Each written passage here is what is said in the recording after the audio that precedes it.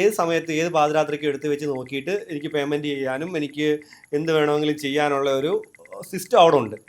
എനിക്ക് personally feel ചെയ്തത്, അതായത് ഇപ്പോഴത്തെ തലമുറയാണെങ്കിലും അത് നമ്മുടെ കുറച്ച് പഴയ തലമുറയാണെങ്കിലും ഈ കാലഘട്ടത്തിൽ അവർക്ക് ചിട്ടിയിൽ ജോയിൻ ചെയ്യാൻ വേണ്ടി ചെറിയൊരു മോട്ടിവേഷൻ ഒരു കുറവുണ്ട്.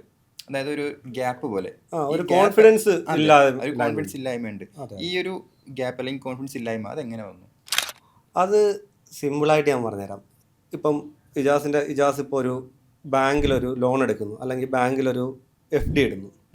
ഇജാസിന് അത് ഭയങ്കര സിമ്പിളായിട്ട് അവരുടെ ആപ്പിലോ അല്ലെങ്കിൽ പാസ്ബുക്കിലോ അത് പാസ്ബുക്കില്ല, ഇപ്പം ആപ്പിൽ തന്നെ, മൊബൈൽ ആപ്പിൽ തന്നെ ഇന്നത്തെ കാലത്തിൻ്റെ കാര്യം പറയുമ്പോൾ മൊബൈൽ ആപ്പിൽ തന്നെ അതിൻ്റെ എല്ലാ കാര്യങ്ങളും വിസിബിളായിട്ട് നമുക്ക് കാണാൻ പറ്റും. ഓക്കെ, നമ്മൾ ആ ഒരു സിസ്റ്റം ബിൽഡ് ചെയ്തു.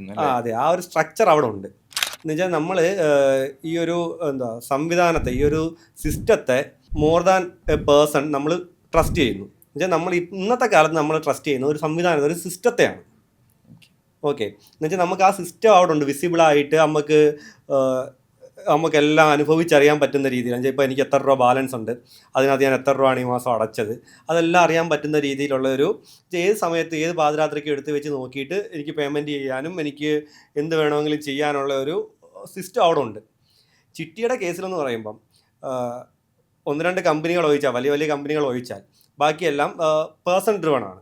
ഒരു സംവിധാനത്തിന് മുകളിൽ ഒരു പേഴ്സണെ ട്രസ്റ്റ് ചെയ്യുന്ന രീതിയിലാണ് ചിട്ടി വർക്ക് ചെയ്തുകൊണ്ടിരുന്നത്. അത് മാറി മോർ ദാൻ എ പേഴ്സൺ ആ ഒരു സംവിധാനത്തെ, ആ ഒരു സിസ്റ്റത്തെ ട്രസ്റ്റ് ചെയ്യുന്ന രീതിയിലേക്ക് ചിട്ടി വരുമ്പോഴാണ് ഇനി ചിട്ടിക്കൊരു സ്കെയിലബിലിറ്റി ഉണ്ടാകാൻ പോകുന്നത്.